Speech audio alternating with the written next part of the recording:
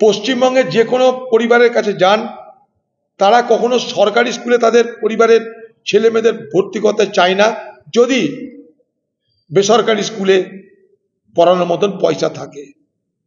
এবং পশ্চিমবঙ্গে যারা মেধাবী ছাত্রছাত্রী, তাদের যদি ঘরে পয়সা থাকে, তারাও বাংলায় অন্তত পড়াতে চান না, তারাও বাইরের রাজ্যে পাঠাতে চান।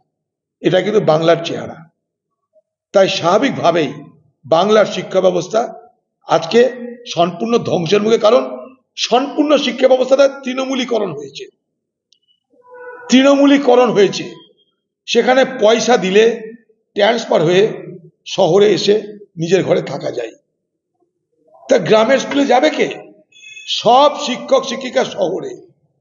কি করে এসছে? নেতাদের পয়সা খাইয়ে। তাই স্বাভাবিকভাবেই গ্রামগঞ্জে স্কুলে শিক্ষকও নেই, শিক্ষিকাও নেই। বিল্ডিং আছে, সে বিল্ডিং করতে পয়সা মারার ব্যবস্থা আছে, কিন্তু শিক্ষক শিক্ষিকা খুঁজে পাওয়া যাবে না। দুর্ভাগ্য, আমাদের কোভিডের সময় এই পশ্চিমবঙ্গের সরকার, শুনে রাখুন, মিড ডে মিলে শোষিত শিশুদের বরাদ্দ চাল খাবার শিশুদের না দিয়ে তাদের নেতাদের মাধ্যমে বাজারে বিক্রি করিয়েছে। তাদের আগামী ভবিষ্যতের প্রজন্মের জন্য দরদ থাকবে কোথায়? বাংলা টুডে নাও